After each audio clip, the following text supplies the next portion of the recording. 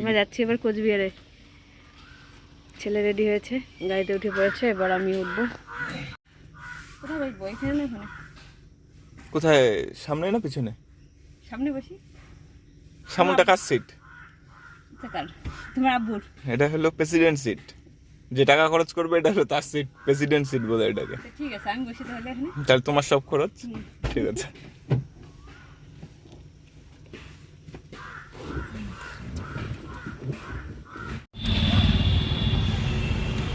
সোজা চলে গেল দিনহাটা।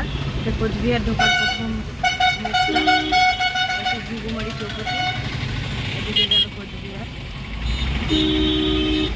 খুব ভিড় হয় এই জায়গাটায়।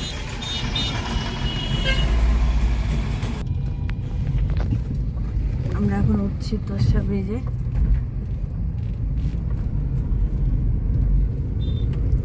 এই সাইডে হচ্ছে তোষা নদী।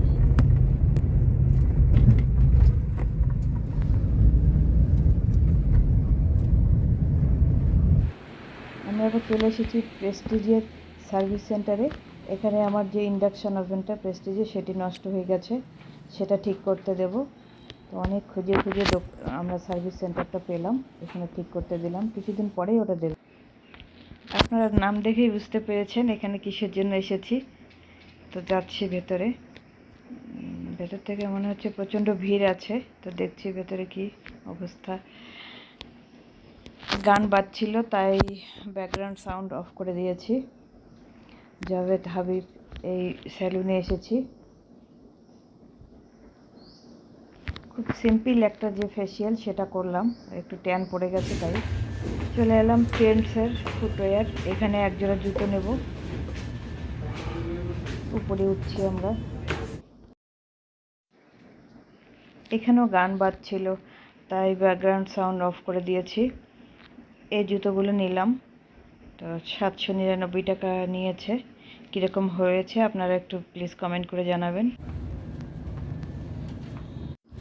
আমার জুতো নেওয়া হয়ে গেল। এদিকে বর বেল্ট দেখছে, ও একটা বেল্ট নেবে। দেখে অনেকগুলোই দেখলো, তার মধ্যে একটা পছন্দ হলো, সেটাই নিল।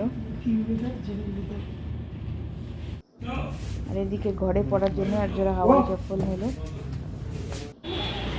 আমরা এখন কোচবিহার হোটেলে ঢুকছি, এখানে লাঞ্চটা সেরে নেব।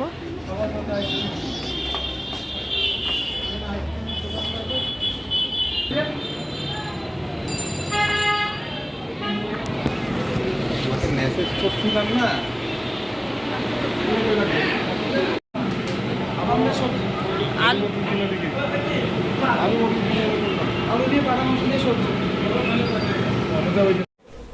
আমাদের সব কাজ শেষ, এবার আসল কাজ যেটার জন্য আমরা এসেছি কোচবিহারে, গাড়ি সার্ভিসিং। আমি জীবনে দেখিনি কিভাবে গাড়ি সার্ভিসিং করে, তো এইবারই ফার্স্ট দেখলাম, আপনারাও দেখুন।